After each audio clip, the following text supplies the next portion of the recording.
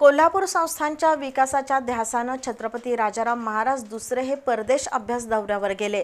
त्यांनी ब्रिटिशांची कार्यपद्धती अभ्यासली, मात्र भारतात परतताना त्यांचा दुर्दैवी अंत झाला। ते जर कोल्हापुरात आले असते तर या संस्थानाचा नक्कीच सर्वांगीण विकास झाला असता आणि कोल्हापूरचा इतिहास बदलला असता, असं प्रतिपादन खासदार श्रीमंत शाहू छत्रपती यांनी केलं। छत्रपती राजाराम महाराज दुसरे यांच्यावर लिहिलेल्या पुस्तकाच्या प्रकाशन सोहळ्याप्रसंगी ते बोलत होते।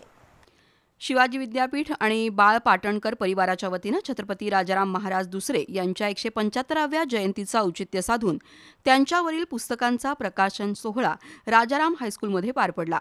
प्राचार्य डॉक्टर इस्माईल पठाण लिखित छत्रपती राजाराम महाराज करवीर दुसरे तसंच यात्रा युरोपची छत्रपती राजाराम महाराज द्वितीय यांची रोजनिशी 1870 या डॉक्टर रघुनाथ कडाकणे यांनी अनुवादित केलेल्या ग्रंथाचं प्रकाशन शिवाजी विद्यापीठाचे कुलगुरू डॉक्टर डी.टी. शिर्के यांच्या हस्ते आणि खासदार श्रीमंत शाहू छत्रपती, माजी मंत्री विक्रमसिंह पाटणकर, डॉक्टर यशवंतराव थोरात, ज्येष्ठ इतिहास संशोधक डॉक्टर जयसिंगराव पवार, बाळ पाटणकर, डॉक्टर इस्माईल पठाण, डॉक्टर रघुनाथ कडाकणे यांच्या उपस्थितीत झालं। संस्थान काळात राजाराम महाराज परदेशात गेले।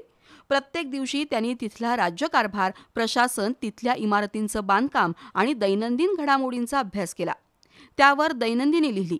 दुर्दैवानं परत येताना आजारपणामुळे त्यांचा मृत्यू झाला। ते सुखरूप परतले असते तर कोल्हापूर संस्थानचा वेगळ्या पद्धतीनं विकास झाला असता। त्यांचीच प्रेरणा घेऊन राजर्षी शाहू महाराजांनी संस्थानात विकास पर्व आणलं। तसंच करवीर नगरी समृद्ध केल्याचं खासदार श्रीमंत शाहू छत्रपती यांनी सांगितलं। तर या दोन्ही ग्रंथांनी राजाराम महाराजांच्या जीवन कार्याला उजाळा दिल्याचं मत ज्येष्ठ इतिहास संशोधक डॉक्टर जयसिंगराव पवार यांनी व्यक्त केलं। राजाराम महाराज हे 19व्या शतकातले भारताला आकार देण्याचा विचार करणारे दूरदृष्टीचे युवराज होते, असं यशवंतराव थोरात यांनी सांगितलं। इटलीच्या धर्तीवर कोल्हापुरात देखील राजाराम महाराजांचं स्मारक व्हावं यासाठी प्रयत्न व्हावेत, असं बाळ पाटणकर यांनी सांगितलं। कुलगुरू डॉक्टर डी.टी. शिर्के, माजी मंत्री विक्रमसिंह पाटणकर, लेखक डॉक्टर इस्माईल पठाण, प्राध्यापक डॉक्टर रघुनाथ कडाकणे यांनी मनोगत व्यक्त केलं।